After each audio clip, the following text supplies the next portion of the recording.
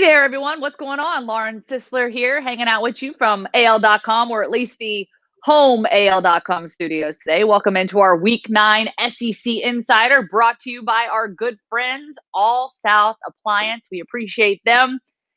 And it would go without saying that I appreciate my buddy, Matt Zenitz, hanging out with us to give us some inside scoop. We got some good stuff going on today. Obviously, we're back in the saddle. Week 9 of the SEC college football season. Last week, looked a little bare, if you will. 4 games were canceled on the slate. Obviously, both of those being Alabama and Auburn. We're going to talk a little bit Alabama and Auburn, and also Georgia today during our SEC Insider show. So we'll start off the top, Matt. Obviously Alabama had 2 weeks off. Obviously the bye week, and then the LSU game being canceled. So they've had 2 weeks to really put in a lot of preparation. We know Nick Saban loves that, the foundations, the fundamentals. And one area, one position, I guess that I'd like to hone in on is the running back position. So Trey Sanders out indefinitely following a car accident. It certainly sounds like he will be able to return at some point, not necessarily this season, but things are optimistic there, and that it's certainly not career ending for him. But now with a couple of weeks worth of practice, who steps in at that number 3 running back spot behind Najee Harris and Brian Robinson?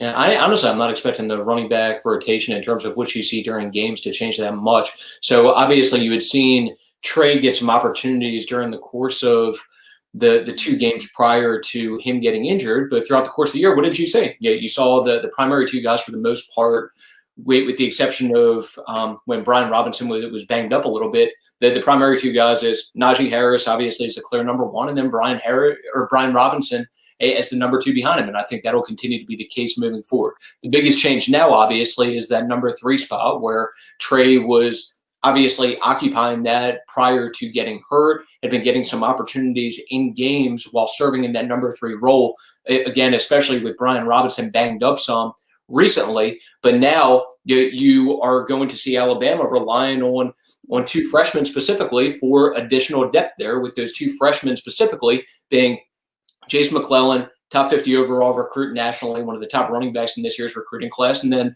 Roydell Williams probably is more of the number 4 guy, another true freshman, in-state guy who really flashed during the course of the summer and did some things to the point that they're excited in that building about some of the things he'll be capable of moving forward, and feel like he has a bright future. But Jace would be the one for right now that I think would be the quote-unquote number 3 guy behind Najee Harris and Brian Robinson, even though I'm not expecting that to necessarily translate to you saying 15, 20 carries a game for Jace or anything along those lines as it stands right now. Yeah, and of course, we're looking at the way the schedule is as of right now. They obviously, they've got Kentucky this weekend, and then they go into the Iron Bowl. And at this point, the final game of the season is supposed to be Arkansas, though that could change. The final game of the regular season, I should say. Nothing has been indicated just yet how that looks, but I mean, is there any expectation? Alabama's had 2 weeks to really kind of get back in the practice room, practice facility, if you will. Like, do you expect to see anything different this week, or maybe anybody that might emerge or do something different now that we've had 2 weeks off from not actually getting to see them? The biggest thing I would say for people to keep an eye on going into this game is that while you may not think of Kentucky as some sort of defensive powerhouse along the lines of what Alabama, Georgia, teams like that have traditionally been, Kentucky actually has a really good defense to where they're number 1 in the conference at this point in pass defense. I want to say number 2 in the conference in scoring defense. And this will be more of a challenge for Alabama's offense than maybe people are expecting. Am I saying Kentucky is going to hold Alabama under 30 or 40 points? No, I'm not saying that, but it's at least a more interesting matchup than what the casual fan may think when they just think of Kentucky, especially when you're dealing with an Alabama offense now that's obviously continuing to move forward without arguably their top overall player in Jaylen Waddle, and have some new guys stepping in that are now going to deal with, once again, the number 1 ranked pass defense in the SEC. So we'll see if Alabama can continue to be at the same level in terms of their passing game, even without Jaylen Waddle, and this game will provide a further gauge in terms of that. Yeah, so Kentucky at Alabama, 3 p.m. Central Time, SEC Network, and a shout out to you Z-Man, for the good news that you brought to us earlier this week about Jaylen Waddle getting the cast off. Obviously, just the discussion that we could potentially see him back later this season. It will certainly be a business decision.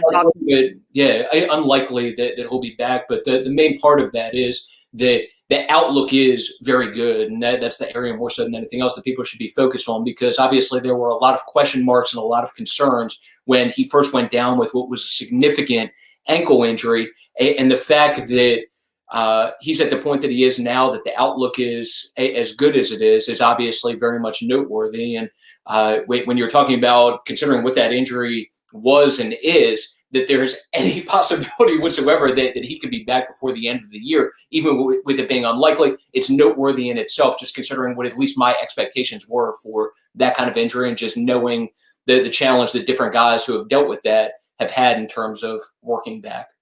Yeah, no doubt. And obviously, for the young man, with the business decisions that are ahead with the NFL looming large, certainly great to hear in terms of where his stock draft is as of right now. And it doesn't seem like a lot has changed. So very good news.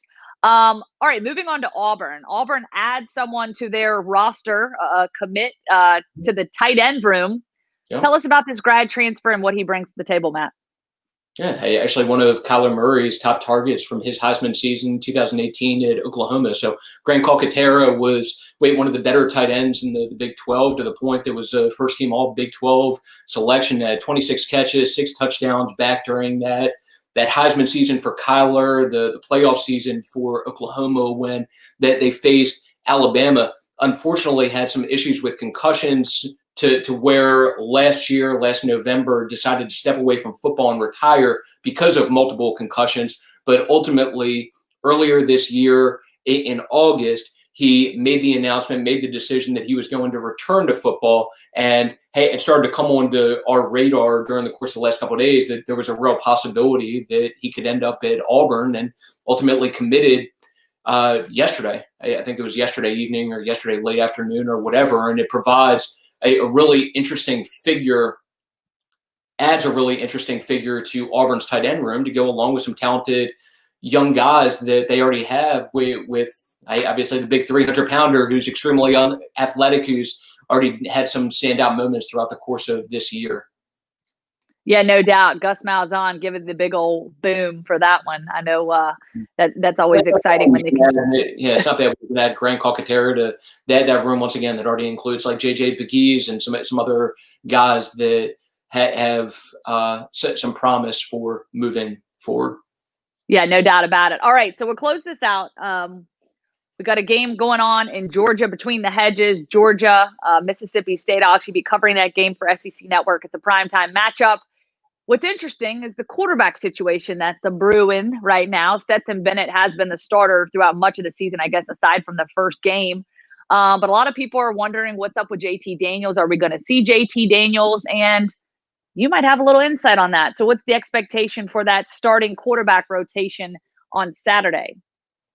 So JT has continued to get first-team work for Georgia going back to last Monday, and is expected to be the guy when they take the field against Mississippi State. So obviously Georgia's continued to have issues from a quarterback perspective in recent games, where Stetson Bennett got off to a decent, respectable start to the year, but in these last 3 games against the combination of Alabama, Kentucky, and then Florida, since halftime of the Alabama game, in the last 10 quarters or 2.5 games or whatever it's been, Stetson Bennett has only 2 touchdown passes with 6 interceptions during the course of these last 2.5 games. And it ended up that he was benched in favor of DeJuan Mathis, the opening game starter against Florida, and ultimately he struggled also. And in a game where Kyle Trask for Florida goes out and throws for 474 yards and 4 touchdowns,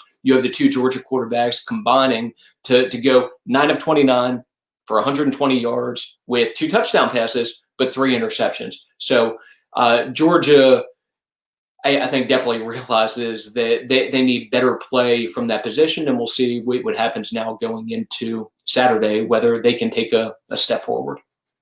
Yeah, and just real quick, what makes JT Daniels such a dynamic quarterback, and what are you kind of expecting from his skill set if you will.